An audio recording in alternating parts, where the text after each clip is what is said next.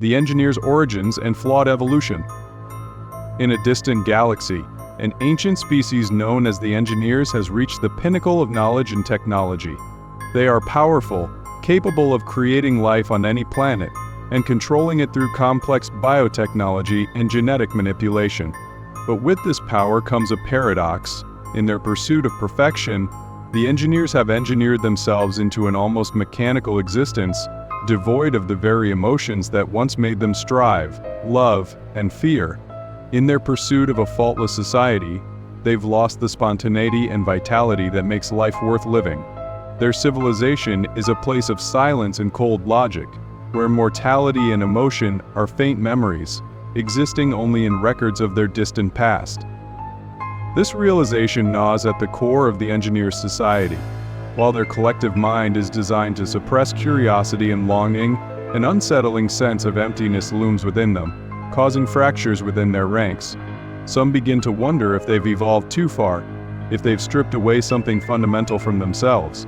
This growing disquiet turns into an obsession with unraveling the mysteries of life and death, of vitality and frailty, concepts that they can no longer experience. And so they devise an experiment. They will create life in their image, but with one crucial difference. These beings will possess all the vulnerabilities, emotions, and aspirations that the engineers themselves have abandoned. Their chosen experiment site is a planet at the edge of their reach, Earth. They plant the seeds of life there, infusing early humans with qualities they themselves have lost. Unlike the engineers, humanity is driven by curiosity, ambition, and an overwhelming desire to survive against all odds. The engineers watch, their curiosity peak, as these humans slowly evolve from primitive beings into societies and civilizations. The engineers are fascinated, even envious, as they witness humans experience joy, love, anger, and sorrow, emotions they themselves cannot feel. To the engineers, humanity is not just a creation but a mirror, reflecting aspects of themselves that have long since faded. Over centuries, the engineers study humanity like a grand experiment. They observe as humans build monuments, fight wars, invent language, and develop art. Each step of human evolution provides the engineers with insights into what they once were. But as humanity grows, so does the engineers' fear. They begin to see more than just creativity and resilience in humans. They see hints of their own past flaws, the ambition, the violence, and the reckless desire for power that nearly destroyed the engineers' society before they purged themselves of such traits. Humanity's dangerous development and discovery of the engineers' secrets. As centuries pass, the engineers continue to watch humanity with a mixture of fascination and growing apprehension. They had designed humans with the same capacity for emotion and ambition that once defined their own race. Yet they hadn't anticipated the staggering pace at which humans would evolve. From the first fire sparks to the rise of civilizations, the engineers observe humanity's relentless drive to overcome obstacles and reshape their environment. But their fascination shifts to unease as humanity's advancements escalate beyond mere survival. The engineers see humans begin to harness the world around them, creating empires and ideologies that divide and unite them, and innovating in ways the engineers had not foreseen. The engineers' concern deepens as humanity's scientific and technological progress takes leaps forward. Weapons are created, first simple tools of survival, then sophisticated instruments of war. With each new invention, humanity edges closer to a level of power that might one day threaten even the engineers. As humans master the elements, discover the laws of physics, and begin exploring the stars, the engineers recognize the potential in this young species to rise beyond its creator's control. The engineers' unease grows into a quiet dread as they realize that humans not only carry the capacity for greatness, but also for destruction, a trait that the engineers had worked so hard to purge from their own society. In a turning point, one of the engineers is sent to Earth to observe humanity directly. He arrives in secret, moving among them unseen, studying their societies and their relationships with one another. He sees firsthand the paradox that defines them, the drive to create paired with the propensity for conflict. For every advancement in medicine and art, there is a weapon or destructive ideology. For every moment of unity, there is another of division. To the engineer, this duality is both fascinating and terrifying. As he delves deeper into humanity, he begins to see the darker shadows of his own people reflected in them. Memories of the engineer's ancient history rise to the surface of a time when they, too, were plagued by violence and ambition, qualities that nearly led to their extinction before they embraced a path of calculated evolution to rid themselves of these traits. The engineer's observations confirm what some of his people feared. Humanity is on a dangerous trajectory, echoing the engineer's own turbulent past. The engineers hold a debate among themselves, weighing the risks of allowing humanity to continue unchecked. Some argue that humans possess a unique resilience and creativity that could lead them down a different path, while others view them as a growing threat, destined to repeat the engineer's darkest mistakes. Humanity's rapid ascent in technology and exploration makes it clear that they could eventually develop the means to leave their own world, and potentially seek out the very creators who have observed them from afar. In their deliberations, the engineers ultimately reach a chilling conclusion. If humanity is left to its own devices, there is a high likelihood that they will follow a path of destruction similar to the one the engineers once narrowly avoided. The engineers recall how they, too, had tampered with forces beyond their control, leading to catastrophic consequences before they perfected themselves. They see humanity's curiosity as a double-edged sword, a potential for brilliance tempered by an inevitable descent into chaos. Elizabeth Shaw's encounter with the engineer's message. Dr. Elizabeth Shaw, an archaeologist with a relentless curiosity about humanity's origins, has spent her career searching for answers to the questions that have haunted her since childhood. Where did humans come from? Why are we here? Her journey leads her and her team to a barren moon, where they uncover remnants of a forgotten civilization, the engineers. Their expedition takes them deep into an ancient structure, lined with strange hieroglyphs and alien technology that hint at a connection between these engineers and Earth itself. Driven by her faith in discovery, Shaw is determined to decode these symbols, convinced they will reveal the story of humanity's origins. As Shaw and her team delve deeper, they encounter a room filled with towering statues and cryptic symbols. At the center lies a massive mural depicting humanoid figures who resemble early humans, surrounded by images of the engineers. Shaw and her team work tirelessly, translating the images into a story humanity was, indeed, created by the engineers. The mural depicts a scene of creation, with engineers bestowing life onto primitive humans, as if initiating a grand experiment. Shaw is filled with a strange sense of awe, realizing that they have found proof that humans were not born of chance but were intentionally created. But as they study further, the mural reveals a more disturbing truth. Shaw notices a second layer of images hidden beneath the initial scene of creation, a darker narrative woven into the engineer's history with humanity. These images depict acts of violence, with engineers standing over human-like figures who appear frightened, defeated, or dead. In some scenes, strange, monstrous beings emerge, a weaponized creation of the engineers, unleashed upon civilizations of early humans. The symbols imply that the engineers didn't simply leave Earth after creating humanity, they returned, bringing destruction and chaos. The horror of this revelation sinks in as Shaw decodes more of the message. The engineers appear to have viewed humanity as both an experiment and a potential threat.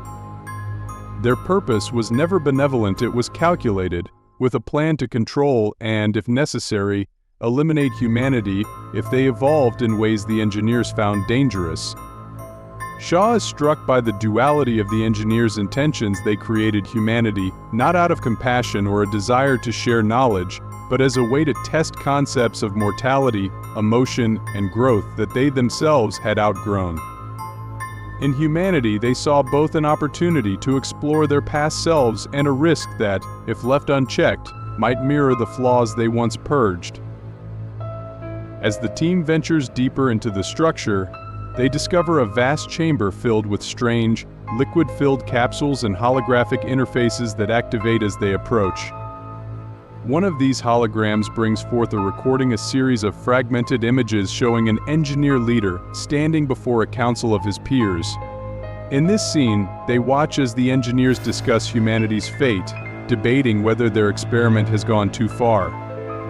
Some engineers appear wary, gesturing with alien precision as they argue for the containment, or even the destruction, of humanity.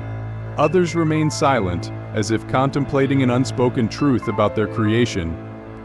The fragmented language is hard to decipher, but Shaw understands enough to grasp the essence of their conversation. Humanity's evolution has taken a dangerous path, and a decision must be made about their future. Shaw's horror grows as she realizes this council decided long ago to unleash a weapon upon Earth, a biological tool designed to erase humanity, a final means of correcting their mistake. Her mind races as she envisions the implications. The engineers had not only intended to create life but had developed a contingency plan to destroy it if necessary. This weapon, they deduce, is unlike anything on Earth, a form of life engineered to neutralize humanity and reclaim. The engineers' reluctant decision and humanity's lingering uncertainty. As Dr. Elizabeth Shaw makes her case for humanity, the engineer stands in stoic silence, his face betraying only the slightest flickers of conflicting emotions. Her words, emphasizing humanity's capacity for growth, empathy, and resilience in the face of suffering, resonate with a buried part of the engineer's psyche, a long dormant awareness of the engineer's own origins. He remembers, albeit faintly, a time when his own species grappled with the same imperfections and contradictions that now define humanity. Shaw's plea stirs something within him, almost like a shadow of curiosity, a longing to feel what his people willingly gave up in their quest for absolute order. Yet, even as this glimmer of understanding rises within him, the engineer remains bound by the deeply ingrained purpose of his civilization.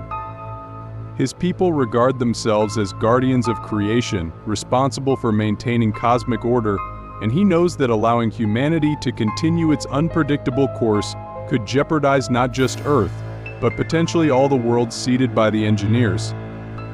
The risks, in his mind, loom larger than the brief sentimental connection he feels in this moment. Humanity's qualities, which Shaw holds as virtues: ambition, curiosity, resilience, are, to him, dangerous flaws that could spread chaos if left unchecked. The engineer's duty is clear, yet there is a hesitation, a flicker of doubt that ripples across his features. Shaw senses this pause, feeling the tension as the engineer battles between duty and a sliver of newfound understanding. She knows she's reached something in him, but she also sees the burden of responsibility he bears, a weight that pulls him back toward his people's rigid philosophy. In this moment, Shaw represents not just humanity, but the possibility that imperfection might have value, that growth through struggle could lead to something greater than a sterile existence of flawless order. The engineer's hesitation grows, as if he is questioning, for the first time, whether the engineer's relentless pursuit of perfection might have cost them something essential. The engineer's struggle is palpable, but the ancient mandate of his civilization begins to reassert itself.